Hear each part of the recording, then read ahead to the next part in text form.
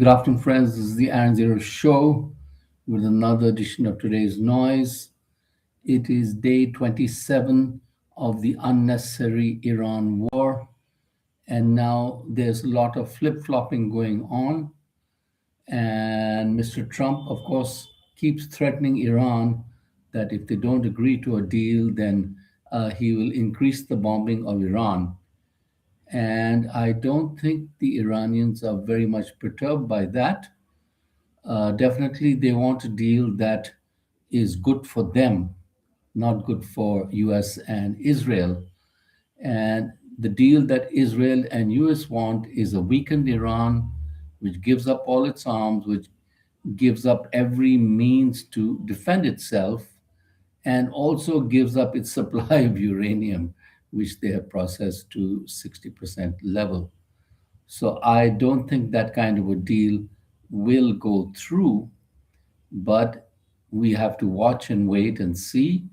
As per the latest reports, there are a flurry of talks going on between the Iranian foreign minister and the countries of Turkey, Pakistan, Egypt, Russia, China, even probably Azerbaijan, I think. So they're all trying to formulate an agreement that would be palatable to Mr. Trump while keeping the Iranians happy. I think that's a very difficult thing to do. And Mr. Trump is not a man of his word, you see, because just a couple of days ago he said the Iran deal is done and this and that. And now what he's trying to do is build up the American force there in the region from 2,500 to 5,000, and now it's apparently going to be 10,000 military personnel in the area. And there is talk of Mr. Trump attempting an invasion of Karg Island there and taking it over and bombing it, etc. And that is, of course, the main oil export facility for Iran. So Iranians, of course, have mined the whole area, and of course, they sit on top of the hill there. They can easily fire down upon the Americans, and they probably have other measures in place. So it would be a very difficult war to fight against Iran because the country is surrounded by mountains, all north, south, east, and west, all mountain ranges. So it would be a very difficult war to prosecute, and it would invite a lot of American casualties, shades of Vietnam. As the Iranians themselves said, it will be America's Vietnam. The Vietnam War, just to recap for my friends, was a war that was fought in the 1970s because America believed that Vietnam was too much communist, and it was communist, and they sent in a lot of troops there. And what was the outcome of that was 58,000 troops died, and America had to withdraw to save its face. And that was a disastrous war for America. And the same is true for Iran case. Iran had a war with Iraq which lasted 10 years. So it's really impossible scale. The other startling thing is Iran has a lot of sophisticated weaponry. Their missiles, the Khorramshahr, the Fatah, etc., are very sophisticated. Sigil are very sophisticated missiles, hard to detect and hard to stop, as Israelis have found out.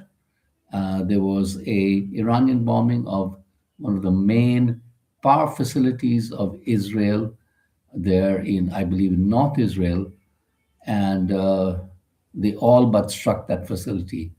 So that is what Iran will continue to do, knock out the energy facilities of Israel while knocking out all their military facilities. And they have had some incredible success. But the most important and astounding success of Iran is by using cheap drones They have inflicted maximum uh, punishment, not to the Israelis and all the American bases in the Gulf Coast countries there.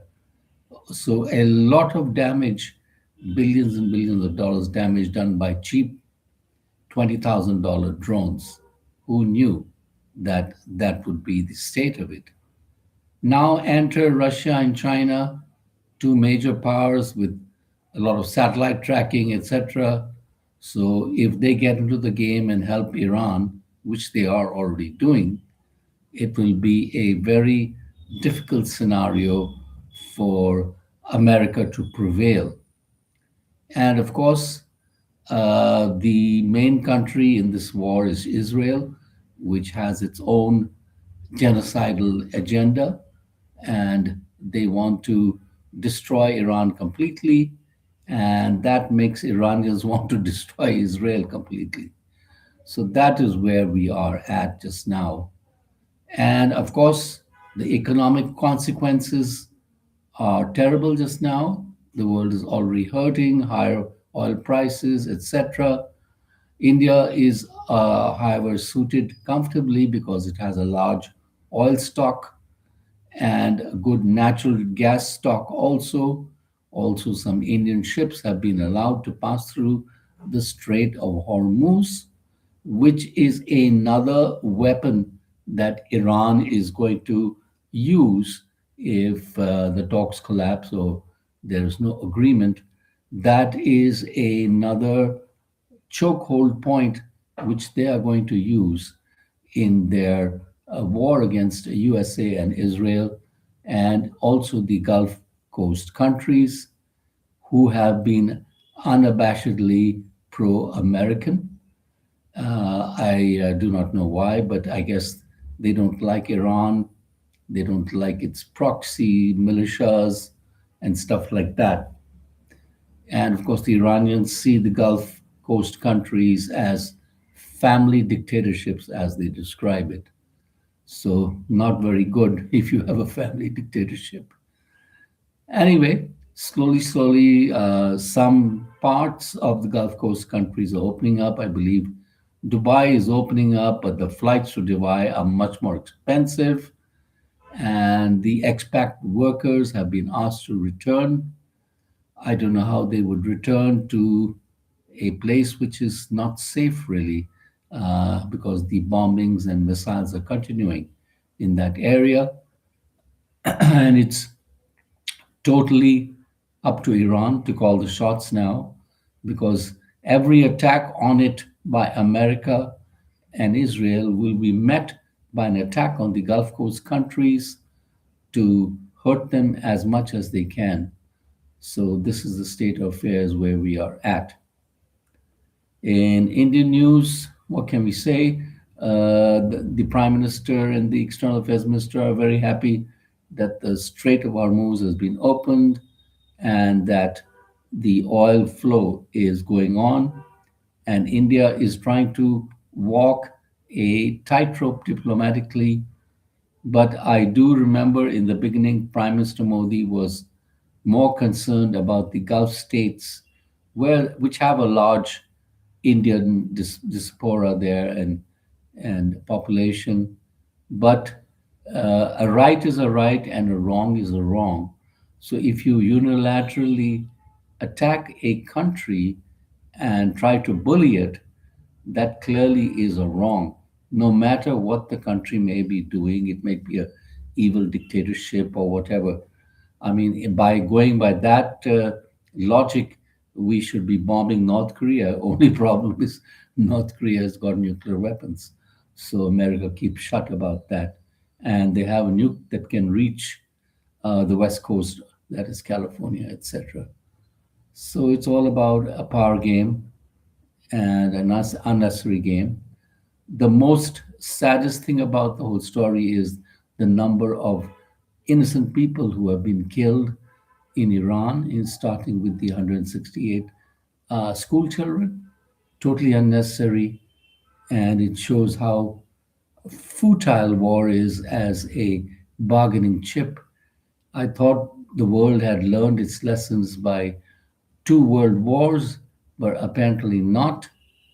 And so, hopefully, let us hope that peace is soon upon us and we won't have to make videos about the Iran war.